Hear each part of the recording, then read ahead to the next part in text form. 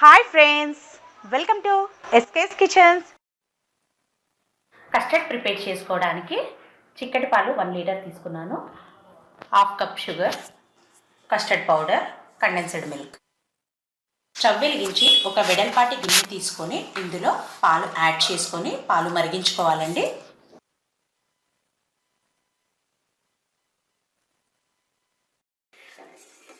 Medium flame మీద ఇలా కలుపుతూ పాలు 1-2 పొంగులు వచ్చేంత వరకు బాయిల్ చేసుకోవాలండి. మీడియం ఫ్లేమ్ మీదనే 2-3 పొంగులు వచ్చేంత వరకు మరిగించుకోవాలండి. పాలు మరిగిపోయాయి. ఇప్పుడు ఇందులో కస్టర్డ్ పౌడర్ యాడ్ చేసుకుందాం.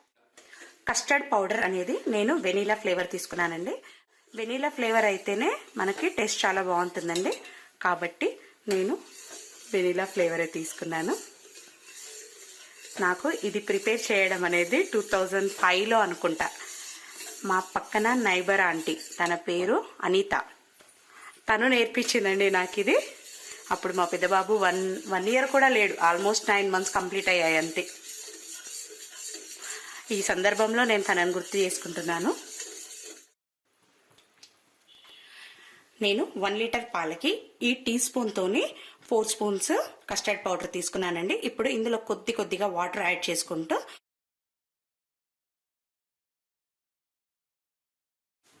ఉండలు లేకుండా లిక్విడ్ లాగా కలుపుకోవాలి.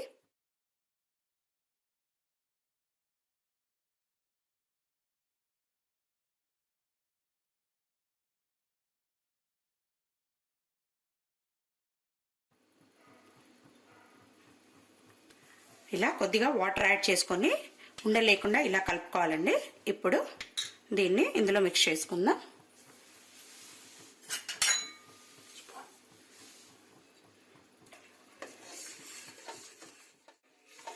కస్టర్డ్ పౌడర్ అనేది యాడ్ చేసిన తర్వాత కంటిన్యూగా కలుపుతూ ఉండాలి.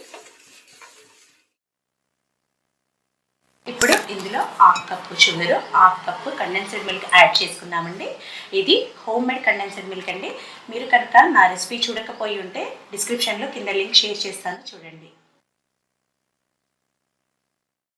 షుగర్ యాడ్ చేసుకుంటున్నాను కాబట్టి కండెన్స్డ్ మిల్క్ అనేది నేను హాఫ్ కప్పే యాడ్ చేస్తున్నానండి. ఇది మీరు తీసుకునే పాల క్వాంటిటీని బట్టి షుగరు, కండెన్స్డ్ మిల్క్ అనేది కాస్త ఎక్కువ తక్కువ సరి చూసుకొని వేసుకోండి. ఇంకా కొంచెం దగ్గరికి వచ్చేంత వరకు కంటిన్యూగా ఇలా కలుపుకుంటూనే ఉండాలండి. ఈ ప్రాసెస్ అంతా మీడియం ఫ్లేమ్ మీదనే చేసుకోవాలి, లేదా సరిపోతుందండి. ఈ మాత్రం చిక్కగా అయితే చాలు. ఇప్పుడు ఒకవేళ మీరు తీసుకునే క్వాంటిటీకి కస్టర్డ్ పౌడర్ అనేది కొంచెం ఎక్కువ తక్కువ చూసుకొని యాడ్ చేసుకోండి. స్టవ్ ఆఫ్ చేసుకొని పైన అట్టు అనేది ఫామ్ కాకుండా అప్పుడప్పుడు ఇలా కలుపుతూ ఉండాలండి, రూమ్ టెంపరేచర్ వచ్చేంత వరకు.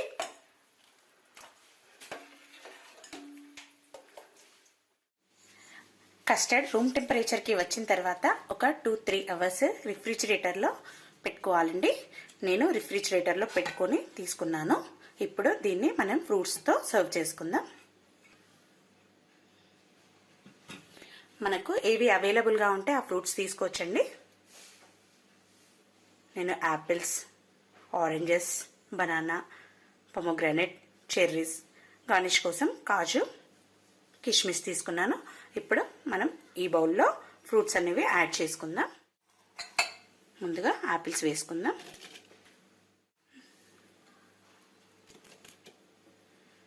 బనానా,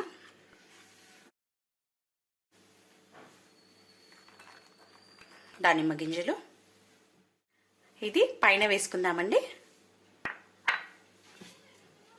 చెర్రీస్ కూడా పైన వేసుకుందాం.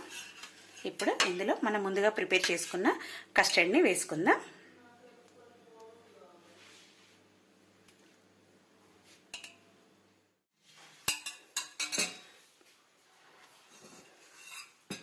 ఇప్పుడు పైనుండి ఆరెంజెస్ వేసుకుందాం.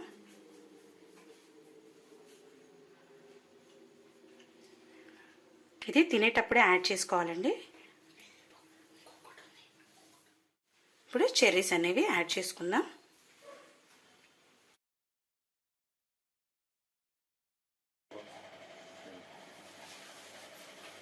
ఇంతే అండి, మన ఫ్రూట్ కస్టర్డ్ రెడీ అయిపోయింది. ఇలా ఇంట్లోనే సింపుల్గా ప్రిపేర్ చేసుకోవచ్చు. మీకు కనుక నా రెసిపీ నచ్చినట్టయితే లైక్ చేయండి, షేర్ చేయండి, నా ఛానల్ని సబ్స్క్రైబ్ చేసుకోండి. పక్కనే ఉన్న బెల్ ఐకాన్ని ప్రెస్ చేయడం మాత్రం మర్చిపోకండి.